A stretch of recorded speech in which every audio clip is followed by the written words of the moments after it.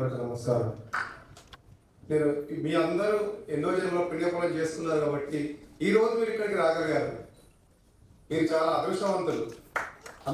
మీ అందరికీ నా హృదయపూర్వక ధన్యవాదాలు. నా జీవితంలో చాలా మార్పులు చేర్పులు జరిగినాయి. అది చెప్పాలంటే దాదాపు 3-4 గంటలు పడుతుంది. నాకు ఇచ్చిన సమయం తక్కువ ఉంది కాబట్టి కొన్ని మాత్రం మీతో షేర్ చేయగలుగుతాను. నేను చదువుకునే రోజుల నుండి నాకు బుక్కులు చదవడం హాబీ. మహాభారతం, రామాయణం, స్టడీస్, చరిత్రలు ఇలా చదువుకుంటూ మామూలుగా ఏదైనా బుక్కుల మంత్రాలు చదవడం నాకు అలవాటు. దీనివల్ల నాకు ఏమైతే నా జీవితంలో చాలా కష్టాలు వచ్చాయి, చాలా బాధలు అనుభవించాను.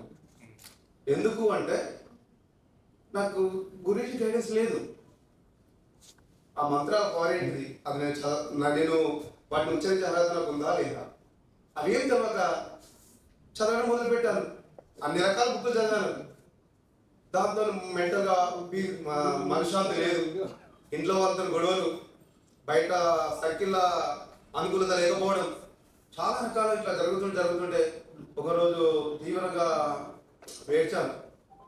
నేను బాబా భక్తుని, బాబా నా జీవితం ఇంతేనా, నేను 2 సంవత్సరాలు మీ జీవిత చేత చదువుతున్నా, నాకు మీలాంటి గురువు కావాలని ఒక 2 రోజులు ఏడ్చాను.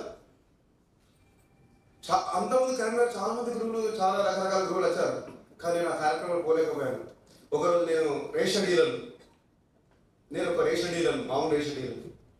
అయితే మా కరీంనగర్లో కోదండరామాలయంలో ఒక ప్రోగ్రామ్ జరుగుతుంది గురించి, అప్పుడు ఆర్ఎస్ స్కానింగ్ మీద, అప్పుడు ఈ ఎనర్జీ దాని మీద డిస్కస్ చేయడానికి కన్వర్ వచ్చారు. నేను అనుకోకుండా మా పై ఆఫీసర్, మా రేషన్ షాప్లో తనిఖీ చేసే ఆఫీసర్లు ఉంటారు. ఆ ఆఫీసర్ గారు అక్కడ ఉన్నాడు. ఆ ఆఫీసర్ నన్ను వేరే పని మీద వాళ్ళ ఇంటికి పిలిపించారు. నేను వచ్చాక ఫోన్ చేసిన వాళ్ళు నేను ఫలానా టెంపుల్ ఉన్నారా అని చెప్పాను. నేను పోయేవారికి ప్రోగ్రామ్ అంతా అయిపోయింది. గురుజీ సన్మాన కార్యక్రమం జరుగుతుంది చాలా. లాస్ట్ మినిట్లో గురుజీ గారు ఏం చెప్పారంటే, రేపు నేను శ్రీకృష్ణ టెంపుల్లో మా ప్రోగ్రామ్ ఉంటుందని చెప్పాను. అప్పుడు నేను తెల్లారి వెళ్ళడం జరిగింది. అప్పటికెళ్ళి గురుజీతో జర్నీ స్టార్ట్ అయింది. నేను అయ్యప్ప మాల వేసుకునేవాడిని. అయ్యప్ప మాల 12 సంవత్సరాలు వేసుకున్నాను. 10 సంవత్సరాలు శబరిమల వేసాను. 2012 గురుజీ నాకు 2012 జూన్కి పరిచయం అయ్యారు. అదే సంవత్సరం నేను 12సారి అయ్యప్ప మాల వేసుకున్నాను. అయ్యప్ప మాల అంతకుముందు మాల వేసుకున్నప్పుడల్లా మా ఇంట్లో గొడవలు జరుగుతుండే, అది చాలా రకాలు జరుగుతుంది. ఆ సారి ఏమైందంటే మొత్తం అంటే ఈ మొత్తం కాలు చేయి మొత్తం లాగడం స్టార్ట్ అయ్యింది.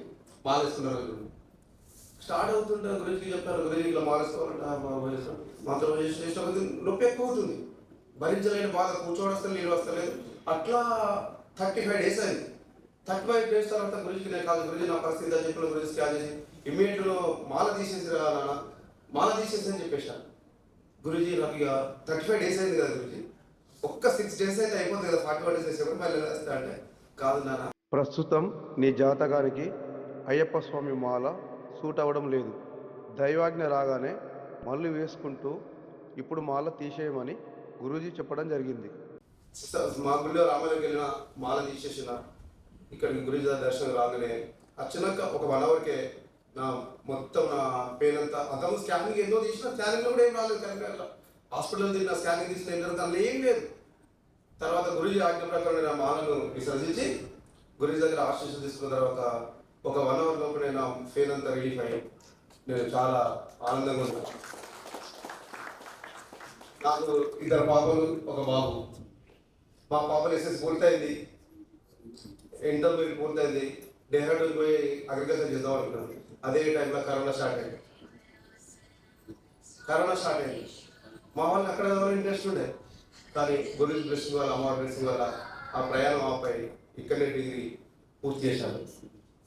ఇట్లా మా కుటుంబాన్ని మాకు వచ్చే ఆపదలను ముందే పసిగట్టి చాలా రకాలుగా మా కుటుంబాన్ని ఆదుకున్న మహానుభావుడు పూజ్య శ్రీ సిద్ధ కాళీచరణ గురుదత్త స్వామి. నా కొలీగ్స్ కూడా చాలా మంది తీసుకొచ్చారు.